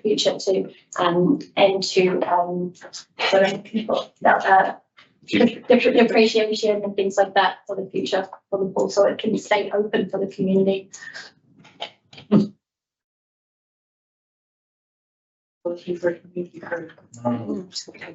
Yeah. I think the key thing about this pool is that we are going to pick up an asset that is state of the art, obviously out of line with the struggles, particularly with the solar aspect they've got. I think there's something in there that this organisation needs to take a close look at and say, oh, you know, there's a real opportunity here, and it comes at a cost, no small cost. It's a well set up, well thought out pool, and despite the fact there's going to be a greater cost to the community, that will require us to review a resolution about how we're going to fund the district funding. It makes sense. It's pretty hard to argue about the logic of this, to be perfectly honest. Everybody's in the same pool now. That's the reality. Yeah. Except not a spec, that's still their own thing. But by and large, everybody's in the same pool, and that makes sense. It's logical, it's consistent. And this one here is actually not going to cost us too much money for a while, at least anyway. And yeah, it's a shame that all the hard work that the team down there did to create that, that the other parts of the community don't want to be part of taking it. But when you look at the risks and the liabilities they would inherit, you can probably understand why. Yeah. Every board. The operational requirements and the supplying staff from Alex to Ranfurly, would that result in, I guess, having to carry additional capacity within Alex to then potentially service Roxburgh as well as Ranfurly? What we'll do is, I guess, look at our entire operation. You're adding another asset, and you've got to look at how you operate everything. And a pool like that, you know, we're operating around 11 hours a day, so that's essentially 2 shifts. And in the peak of summer, it's, you know, it's 7 days a week, apart from stat holidays and things like that. So, yeah, operation, we'll have to look at how we do things, just make sure that we're scaling appropriately. One of the benefits that we do have is we have a lot of people come back to the district in the summer, so we'll train them up one summer, they'll do that summer with them, then on the uni holidays and things and school holidays, they come back. You know, just a tactical thing that we'll have to look at is we might have to get Carly some kind of bus to ferry lifeguards throughout the district, you know, something like No, young lady, one of the team. yeah. I don't know who you're talking about. Was that conflict you mentioned? Yeah. No, it was nepotism. So then when I was looking, Yeah, it's really not the same thing. And it's I just want another comment there to your point. You know, I guess the group worked really hard to raise and develop this pool, which is amazing. And more or less, apart from some reserves and a bit of loan funding from council, it was to the tune of about 450 in total. The community and the council is essentially getting a pool for 85% off, kind of, you know, apart from those reserves and things. So, yeah. Oh, and it was, and that capital cost of 400 was cheap. Yeah. Yes, yeah, because people gave willingly to make things happen. They kept the cost down, and the contractors involved, all those the ones, you know, cut corners. They made sure the price was more than competitive. Yeah, and they got sponsored in some way, shape, or form as well. So yeah, we're getting a fantastic asset out of it, I think, as a community, and you know, we should put it back in. Something happens around the place. Yeah, and then just the other thing to say, you can obviously see over at here is that they're not stoked to be here. They have to hand this over. They were genuinely hoping that it would come up off the ground, the community would be involved, and it would be a pull that the building team would step back from, and the other people would be there. And I think this summer being their second summer where they're only open to bulbs and sort of missing their target market, it's definitely something that committee feels, so coming to this table hasn't been an easy thing for them. Yeah.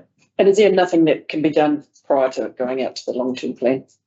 As in, can they try with the community? And No, as in getting it open for the community. Getting out of the then after the summer. Yeah. Because I mean, it's going to be a long, hot summer. yeah, They tried recruiting very early, but it's also sort of that police vetting and that training. So you're looking at 4 weeks for a police vetting turnaround.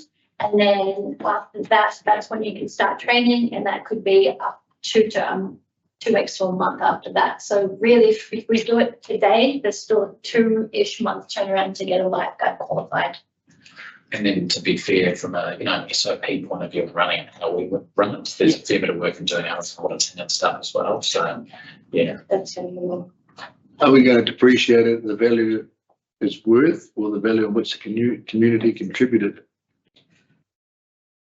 Yeah, I guess that's something we have to work on, some of the financial modelling to sort of work through this. But yeah, I imagine in the first couple of years, there's, most things are under warranty, from our heat pumps to solar to all of that kind of stuff. And I think once we got into it ourselves, and if it was something that did come into COGC, we would look at one of the things we've started doing with our understanding what the life cycle maintenance looks like. So we would look at that and then potentially plan for us in the next one. Yeah. Anybody else? No? In that case, recommendations A to E. Receives report, accepts the level of significance. B, includes the vesting of the Ida McDonald Roxburgh pool and associated funding in the draft 2534 LTP.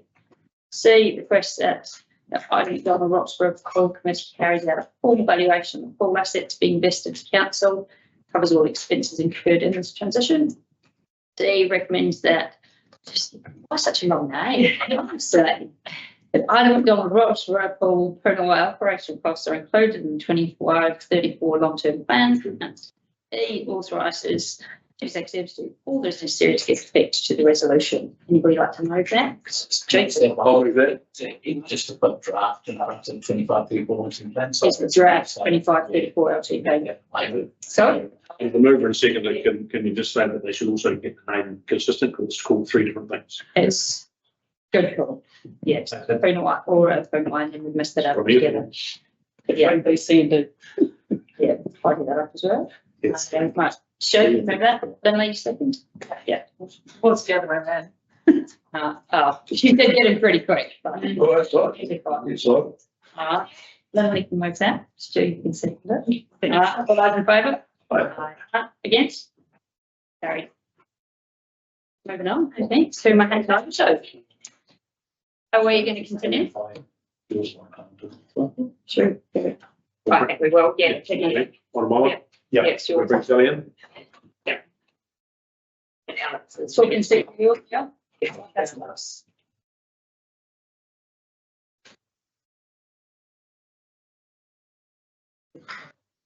through the mayor's report, we'll be home by 3 o'clock. No, I'm saying that's the thing, you know what happens when you think that. Oh, We haven't got a good track record. Plenty of stuff to come. You can hold out there. Yeah, no, keep on. yeah. That's nice. That's it. There's Lee coming, there's Big Chat Brigade coming back. Okay. Sam. Beach, seven. Seven. Well, My salmon look like that. let's move to item 24.14.9, which is the extension of the temporary alcohol restriction. Lee and Alex are going to take us through that. Went away while it was had a few issues looked at in terms of Roxburgh issues. So back to us now. So Lee, Alex, who is leading the charge? Kia ora, thanks Neil. I'll start us off. So as you'll recall at the September meeting on the alcohol bylaw, we went away to investigate extending the Blossom Festival temporary but permanent alcohol restriction zone into the Teviot Valley. And we contacted police to substantiate the evidence base, and you'll see in the report that they have done so and provided us with some images as well. And we're recommending we take a corridor approach going all the way from Rays Junction up to Alexandra, approximately 2 kilometres either side of the state highway there.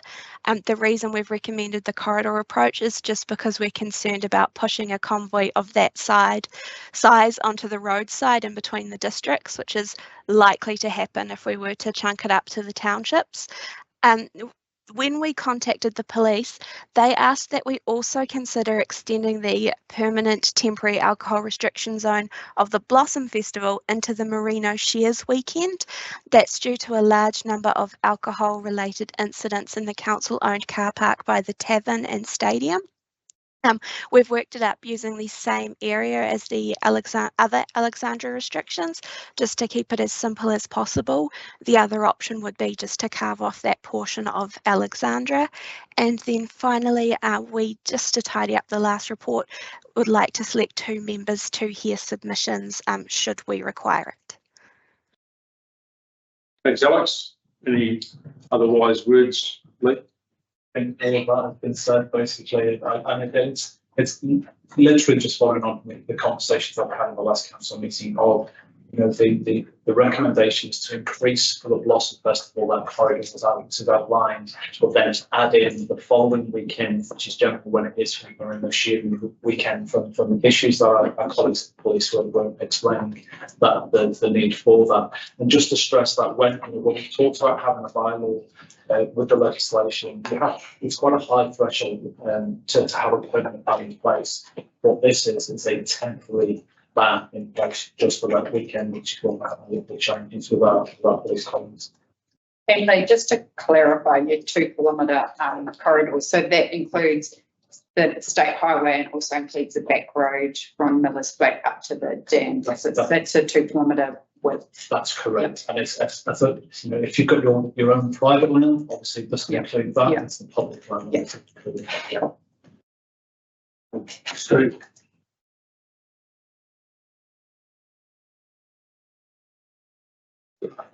sorry, Stu, I thought you were. No, well, I was going to go back onto the Merino Shares. Yeah. So the car park is our public land. It's not owned by the hotel. So where's the hotel parking there? On that land, but we They haven't got any private parking. no private park on the street. Somewhere big. Green Street. That's our Three. If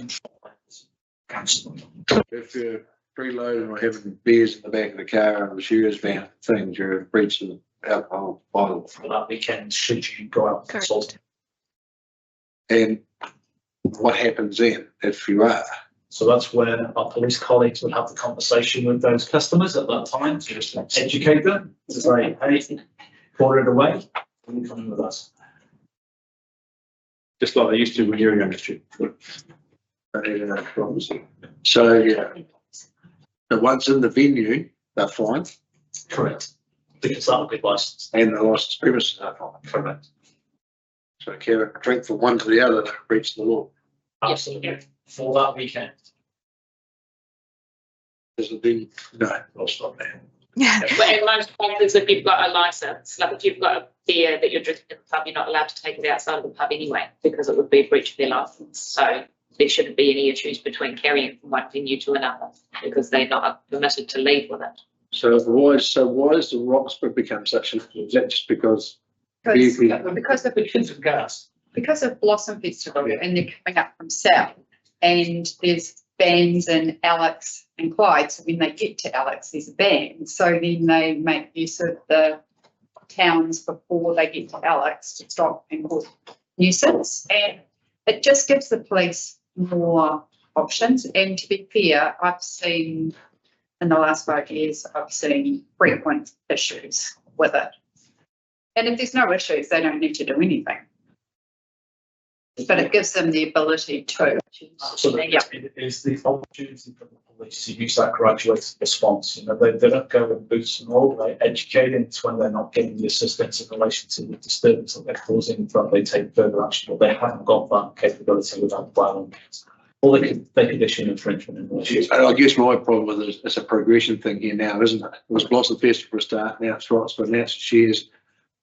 New Year's Eve can be another one, and all of a sudden, where does it stop to? Yeah, because those people, the same people, possibly moving through our district as well, and can't really do the same thing, and it'll stop at home account. And that may be a conversation for tomorrow, so to speak, about if our communities are not acting in the way that we want, then we may need to have this conversation. There may be a progression thing at that point in time, but at the moment, we're not seeing the need elsewhere, but we are seeing the need in this location.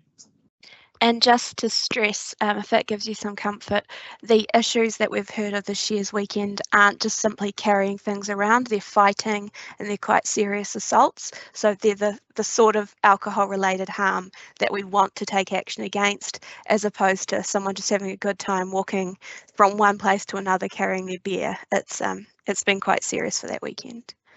And often the drinking in car parks is associated with a substantial increase in rubbish and broken glass that our ratepayers then have to pay to clean up. Lots of broken glass in the council car park. Any other questions? Recommendations A, B, C and D. And before we get to that, C's the one. I need 2 members who are prepared to hear submissions. Any interest in that? Sarah? Yep, that makes sense. Community thing, you probably should stay out of it as a boss festival. Yes, the first. Cheryl? That's the first 2 I've seen. Anybody else want to put it to a vote? Right, cool. Right, so A, we received the report. B, direct staff to do what they need to do. And C, that we appoint Sarah and Cheryl to hear submissions if required. And D, accepts the bylaw as the most appropriate mechanism for addressing the issue. Someone want to move? Taylor, seconded. Sally, all those in favour? Aye. Against? Carried. Thank you. Done. Yeah, thank you. Thanks, Sarah. Appreciate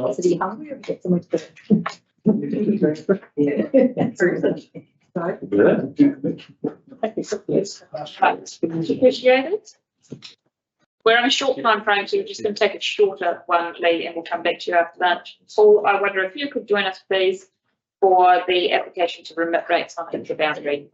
Let's see. Page 164.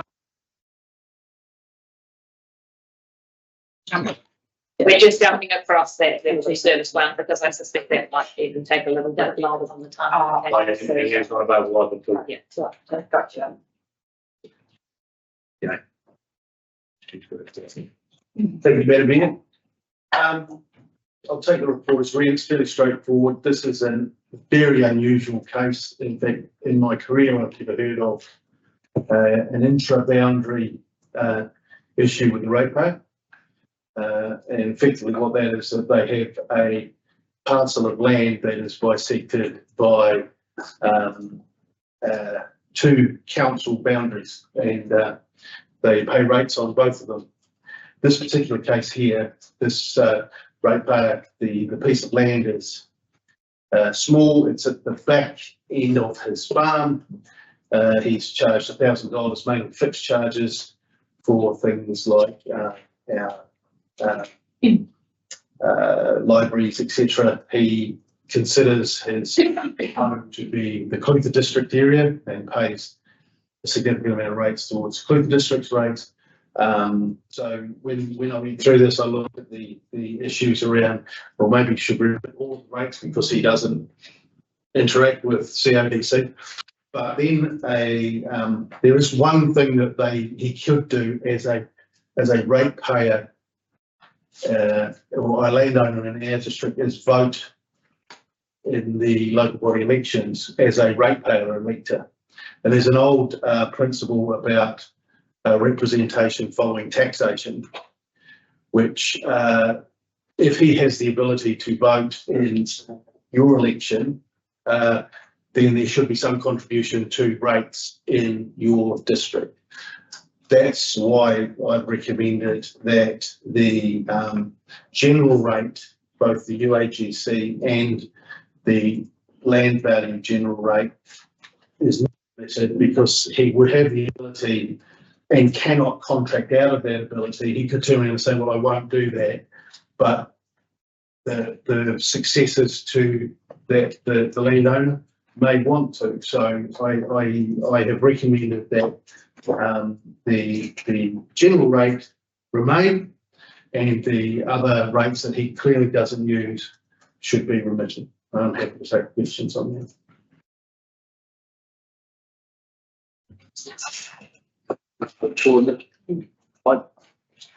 My gut feel says just for the fact that he can vote doesn't put any cost on us. I hope he does, but that's we should charge him for the privilege. I see your logic. That's makes sense, but then you've got to raise an invoice. If we just make this non-relatable, that's just save us a whole lot of aggro and stuff. And if he votes for someone, well, you know, the TV will be better off for it, perhaps. There's no access, is there, from? No. You can even get a response to. Yeah. Well, I guess. Yeah. So you're gonna leave it as a recommendation? I'd say it agrees to remove all rates. Yeah. Yes. Yeah. Was in Rotario district. On the option too. But that's just the Are there any legalities in that whole, no, we could do that? Well, what we would do is we would make it that part of the land, it's like one of the, we'd make that non-rate. From our system, there would be, the rates that he would be charged effectively from Clutha, we'd be not interested in that anyways. Yeah, but dare I ask, is there any other land that could possibly fall into this category? I haven't opened that can of worms, and my intention is not to open it. We know Yeah, that things come along as they come along. Yeah. Okay. I agree with Neil. And Stu, sorry. I have to say and Stu. Okay, Neil has suggested that the recommendation must read, receives the report and accepts the level of significance and agrees to remit rates for this property, which is 1.5 hectares in the middle of nowhere with no access from Central Otago District Council roads. Thank you, Neil, and seconded Stu. All those in favour? Against? Carried. Thank you very much. Yeah. Yeah,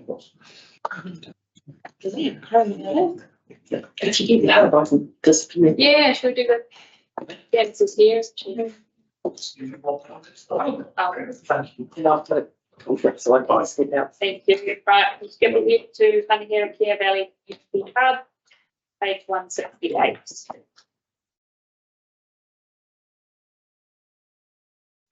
Swallowing book.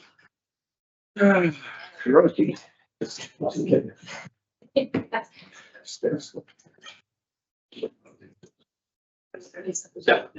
look as much as any picture.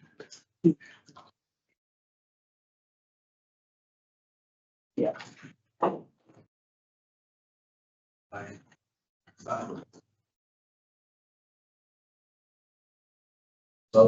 That's right. Fine.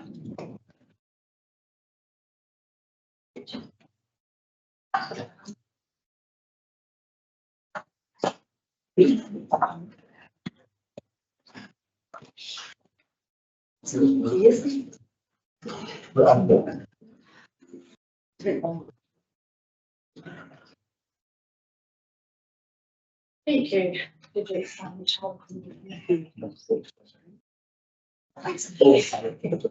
So this project is our Tara's project, but unfortunately she's been called away for some family commitment and issues, but she couldn't be here to present this report. So the report's been to the Vincent Community Board at the last meeting, requesting some additional funding. So council have committed previously $4 million funding for the community hub through the LTP. This report is to request a further $1.6 million to go into the LTP consultation document. Now, out of that additional funding, it means that the group can get on and get their pricing in and whatnot. So it doesn't delay the project, because the more it gets delayed, of course, the prices are just going to escalate. Now, this funding, the group themselves are taking on board themselves, and they will continue to do that. They've got sponsors to go to and get more funding. There's also the sale of the Omatel Port, and that is actioned. So that will come in and increase that 1.6 million. So there's also an update in the report of the progress of the project, and it's looking stunning when they get to build. And it's been very well supported by the community. I can just add to that, to what Jan's saying, you know, with the community trust has done a significant amount of work, and you know, the funding that they have been seeking to pay for this project themselves, basically. And I know that we heard from the chair of the Women's Community Board this morning, concerned for the conversation that we'll have later on today with the level of service and looking at the halls. And this is part of that conversation of you know, there's significant investment that the community is looking at within Vincent with this hub.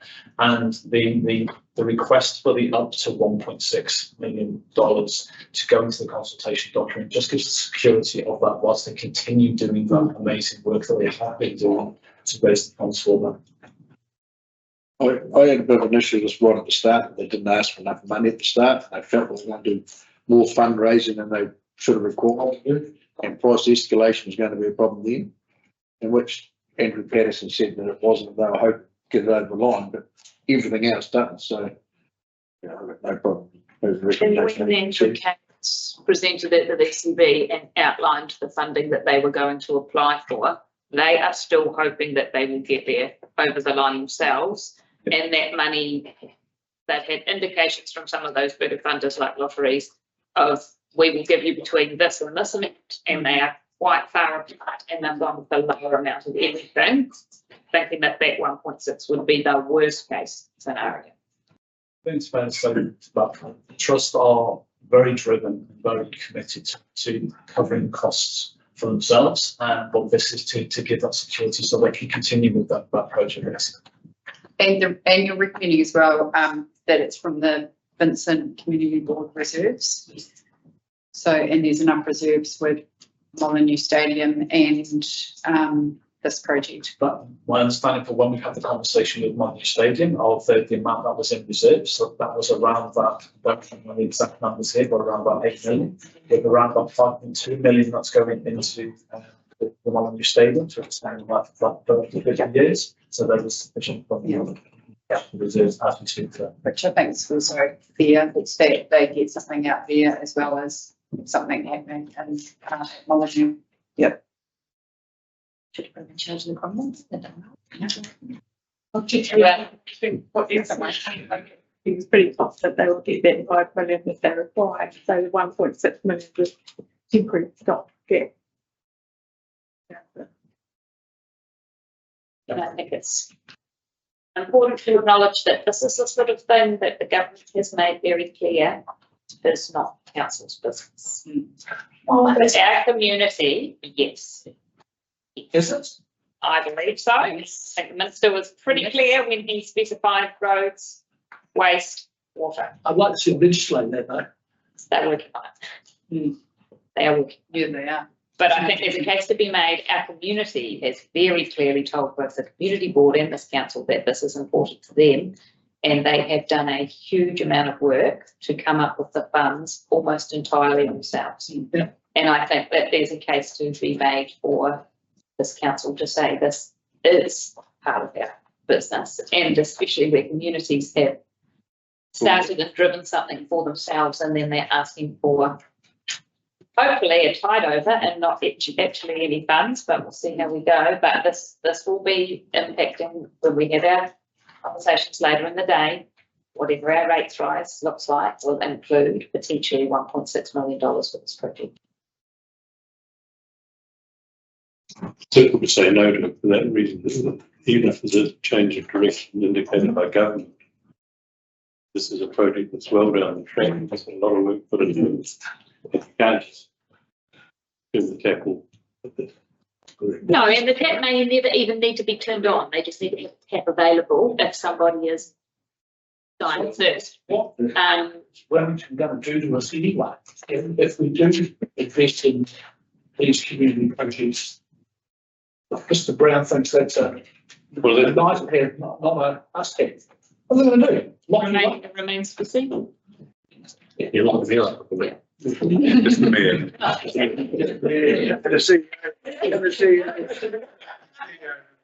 Motion A, B, and C. If somebody is happy to second that, thank you, Stu. All those in favour? Against? If I do like the mayor and the CEO, that will be free. Supposed to pay up 1.6 million. Oh, so. Yeah. On that, we'll do my report and then go to lunch. So we just need to get Tracy. Thank you very much, Janice and me. Right. Page 182. Give me on the top. My Mayor's report. First up, Mayor's Task Force for Jobs. For MPFJ, Tim was a huge advocate for this, and I had used the resources and funding from him in my previous role in Youth Aid to give some local people a leg up in the world. I'm lucky enough now to be able to support Craig Gilchrist and also Nick Lanham and Mia Mahi as they seek to connect young people and employers in our area. For many school leavers and people in their early 20s, finding work is easy. For some it is not, due to a variety of factors, many beyond their control. Things like, how do you learn how to drive if you don't have a parent who can teach you or access to a car? How do you organise a CV if English isn't your strong point? And where do you go for advice when it feels like everyone else has their life path mapped out and you've got no clue? And interestingly enough, that was highlighted by some of the school leaders at our local prize givings for local high schools. It is awesome to have this program here connecting some dots, and I will remain a huge advocate for it into the future. And we've just received word yesterday that this council will be invited to apply again for Tier 4 funding so that that project can continue next year, which is very exciting. I've had the delight of hosting not one but two citizenship ceremonies. They are an amazing celebration of welcoming new Kiwis to our fair shores.